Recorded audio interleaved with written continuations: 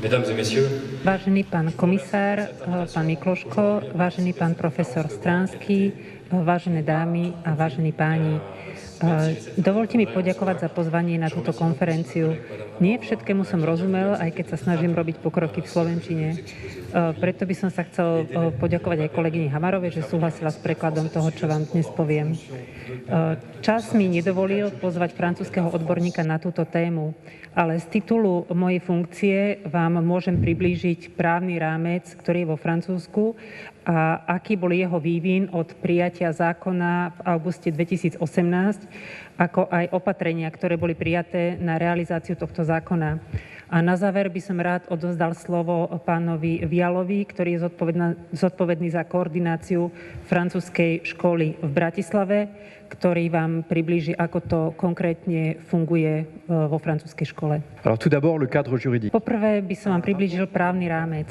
Rozsiahla parlamentná správa bola predložená v júli 2018 a viedla k vypracovaniu právnych predpisov, ktoré boli prijaté v auguste 2018. Prvé riadky tejto správy sú jasné. 92% mladých ľudí do 17 rokov v tej dobe vlastnilo smartfón, čo je 4-krát viac, ako bolo len 6 rokov predtým. Každý žiak koléž, teda tomu koléž zodpoveda u nás druhý stupeň základnej školy, pretože u nich je koléž samostatná jednotka. Čiže každý žiak koléž vo veku 11 až 15 rokov strávi pred obrazovkou alebo displejom v priemere 7 hodín a 48 minút denne. 65% žiakov bolo prihlásených minimálne na jednej sociálnej sieti. Záver správy je následovný. Používanie mobilných telefónov na základných školách má negatívny vplyv na školskú klímu. Podnecuje u niektorých žiakov ich uzavretie sa do seba. Smartfóny sú hlavným nástrojom na podvádzanie, zlomyselnosť a obťažovanie na sociálnych sieťach. Prispievajú k tomu, že žiaci sú vystavení pornografii, sú predmetom krádeží a hádok. Zákon teda stanovil, že používanie mobilných telefónov môže vážne narušiť kvalitu počúvania a sústredenia, ktoré je potrebné na vyučovaní. Jeho používanie je príčinou mnohých incidentov a výtržností v školách. Mobilné telefóny môžu byť zdrojom chamtivosti, vydierania a krádeží medzi spolužiakmi. Z týchto dôvodov je používanie mobilných telefónov a akýchkoľvek iných koncových zariadení elektronickej komunikácie v školách a školských zariadeniach zakázané. Aký je rozsah platnosti tohto zákazu? Zákaz sa vzťahuje na používanie mobilných telefónov a akýchkoľvek iných koncových elektronických komunikačných zariadení, ako sú tablety alebo smart hodinky na základných školách. Zároveň, toto sa týka základných škôl, zároveň však zákon umožňuje Rade školy, v prípade stredných škôl, zahrnúť do svojich vnútorných predpisov zákaz používania týchto zariadení študentmi. Tento zákaz platí počas vyučovania aj počas mimoškolských aktivít. Vzťahuje sa aj na všetky školské aktivity organizované mimo priestorov školy. Tento zákon má samozrejme svoje výnimky, ktoré sú to žiaci so zdravotným postihnutím alebo zdravotným znevýhodnením sú naďalej oprávnení používať zdravotnícke pomôcky spojené s komunikačným zariadením, napríklad pre deti, ktoré si vďaka mobilnému telefónu alebo takémuto zariadeniu potrebujú regulovať hladinu cukru v krvi. Pokiaľ ide o podmienečné zákazy, tak zákon pripúšťa okolnosti, najmä vzdelávacie účely a pripúšťa miesta, na ktorých školský poriadok vyslovene povoľuje používanie mobilných telefónov žiakmi. Tieto podmienky sú kumulatívne a školský poriadok musí špecifikovať tak okolnosti, ako miesta používania mobilných telefónov. Toto je dôležitý bod. Zákon z roku 2018 sa nesmie obmedziť na čistý zákaz, ale na komplexnejší prístup k mediálnej a digitálnej výchove. O niekoľko mesiacov neskôr bol prijatý aj zákon proti dezinformáciám. A ako sa tento zákon uplatňuje v školách, ja vám uvediem len niektoré všeobecné rámce, konkrétnu implementáciu v škole vám neskôr predstaví pán Vial. Čo si školy a školské zariadenia môžu sami zvoliť? V V priestoroch školy musia byť mobilné telefóny žiakov vypnuté a odložené. Je na každej škole, aby si sama určila praktické opatrenia na zabezpečenie dodržiavania tohto zákona. Jednou z možností napríklad je zaobstaranie skriniek, kde si žiaci počas dňa môžu odložiť svoje mobilné telefóny a po skončení vyučovania pred odchodom zo školy si ich znova vyzdvihnú. Chcel by som na tomto mieste zdôrazniť, že rok pred prijatím tohto zákona bolo podľa prieskumu z decembra 2017 62% rodičov za zákaz používania mobilných telefónov a o rok a pol neskôr, podľa prieskumu z augusta 2019, bolo za zákaz už 82% rodičov a toto percento sa pohybovalo od 75 do 92 v závislosti od vekovej skupiny. Tento zákaz v školách sa samozrejme porušuje, preto je presne stanovené, ako postupovať v prípade porušenia zákona a týchto pravidiel. Čo teda nasleduje v prípade? Zásadou je, že reakcia musí byť primeraná, individuálna a odstupňovaná.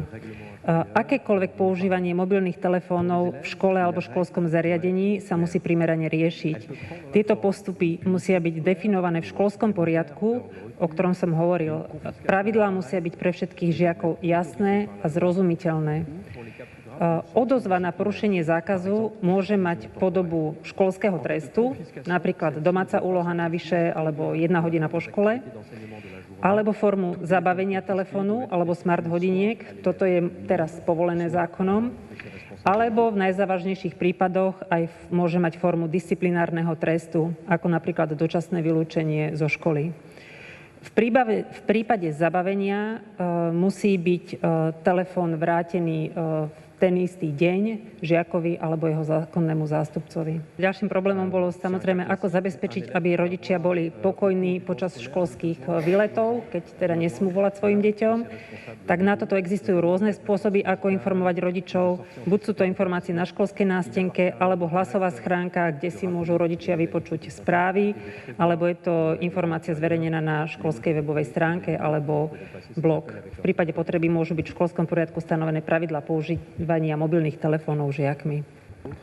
Ďalšou otázkou rodičov je, či je možné zakázať používanie mobilných telefónov v školách. Keďže zákaz je stanovený zákonom, tak je záväzný a platí pre všetky školy a školské zariadenia hneď po jeho prijatí a preto školy s ním musia čo najskôr zosúladiť svoje vnútorné predpisy. Otázkou rodičov bolo, či je používanie mobilných telefónov zakázané na internáte. Áno, je zakázané zákonom, pokiaľ vnútorné predpisy školy nestanovia inak. Hovorili sme, že môže byť mobilný telefón výnimočne použitý na pedagogické účely, čiže na aké konkrétne, tak zákon umožňuje na vzdelávacie účely, ak sú vyslovene povolené školským poriadkom. Na takéto použitie musí dohliadať vždy člen pedagogického zboru a existuje príručka, ktorú vypracovalo oddelenie digitálneho vzdelávania, ktorá poskytuje všetky potrebné podrobnosti pre použitie telefónu na vzdelávacie projekty. Je používanie mobilných telefónov počas vyučovacích aktivít mimo areálu školy povolené? Toto obmedzenie sa vzťahuje na všetky činnosti súvisiace s vyučovaním, aj na tie, ktoré sa konajú mimo priestorov školy. Patria sem aktivity, ktoré sa konajú v priestoroch vyhradených na telesnú výchovu a šport, na kultúrne vychádzky, školské výlety a tak ďalej. Na webovej stránke Ministerstva školstva nájdete k tejto problematike rady pre učiteľov, plagáty aj komunikačné kampane. Treba poznamenať, že toto opatrenie chráni žiakov v priestoroch školy, ale nie doma. A musíme sa zaoberať aj vážnymi problémami obťažovania na internete, ktoré má niekedy pre mladých ľudí tragické následky. Toto je však už iná téma, týka sa skôr povolovania nenávistných komentárov internetovými gigantami na sociálnych sieťach. Je vous remercie beaucoup pour votre attention. Je vais passer la parole à monsieur Vial. Som vám k dispozici ensuite pendant le café. Merci beaucoup. Prítomnosť mobilných telefónov alebo smart hodiniek v školách je realitou, a to aj na základných školách, aj na 1. stupni. Ja učím triedu CO2, čo zodpovedá 3. ročníku, znamená to 8 ročných žiakov a niektorí z nich už majú mobilný telefón z toho dôvodu, že buď chodia sami domov, alebo po škole majú ešte mimoškolské aktivity, kam sa presúvajú sami. Pravidlá a rámec sú veľmi jasné, žiaci ich poznajú. Hovoríme o tom od prvého dňa vyučovania, keď si spolu vytvárame triedny poriadok. Zároveň si čítame školský poriadok a pritom si spolu prejdeme aj zákon o mobilných telefónoch. Deti v tomto veku sú schopné pochopiť potrebu rešpektovania kolektívnych pravidiel, sú oboznámené s pojmom slobody, ale vedia aj to, že za ňu treba zaplatiť, a to dobrým spolunažívaním. V priestoroch našej školy, čiže nielen v triedách, ale aj na školskom dvore či na ihrisku, na školských výletoch, za žiadnych okolností sa netoleruje prítomnosť týchto zariadení. Prečítam vám výňatok z vnútorného poriadku francúzskej školy v Bratislave. V prípade porušenia zákazu môžu byť mobilný telefón alebo smart hodinky žiakovi zabavené na jeden deň ktorýmkoľvek zamestnancom školy a na konci vyučovacieho dňa mu budú vrátené. Pri opakovanom porušení tohto zákazu bude nasledovať výchovné opatrenie.